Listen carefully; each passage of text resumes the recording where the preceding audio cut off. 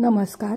A1 सुग्रास रेसिपीमध्ये मी अमिता दाते आपणा सर्वांचं स्वागत करते.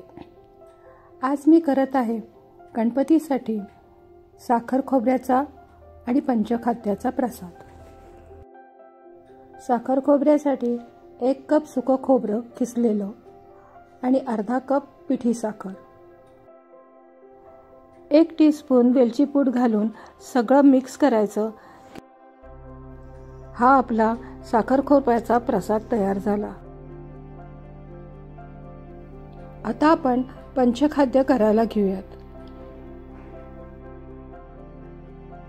त्यासाठी 1 कप खोबरं, अर्धा कप खडीसाखर, अर्धा कप खारीक पावडर, 1 टीस्पून खसखस आणि 2 टीस्पून खिसमिस, 1 टीस्पून वेलची पावडर, थोडे काजू आणि थोडे बदाम असं साहित्य घेतलेलं आहे. यामध्ये ख या अक्षरापासून येणारी 5 साहित्य आहेत, म्हणून याला पंचखाद्य म्हणलं जातं.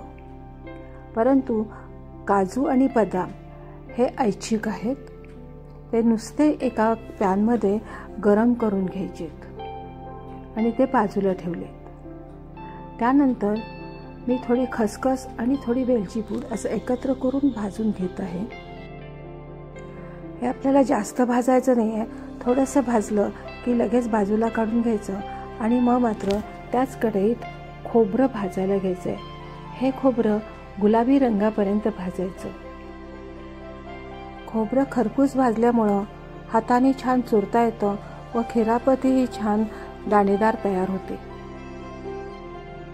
मिक्सरच्या भांड्यामधून काजू, बदाम, खडीसाखर आणि खसखस हे थोडंसं बारीक करून घेते आणि त्यानंतर त्याच्यात खारीक पूड घालते आणि तीही थोडीशी मिक्स करून घेते. हे छान आता हाताने मिक्स करून घेऊयात. त्या मिश्रणामध्ये नंतर परत थोडीशी खसखस पूड आणि वेलची पूडही घालायची आहे.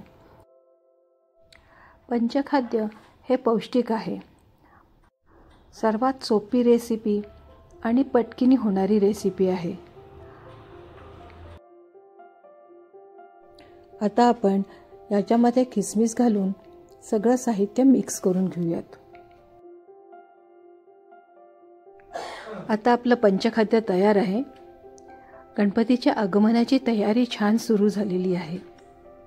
आता अशीच चांगली रेसिपी घेऊन पुन्हा भेटूयात. तोपर्यंत बाय.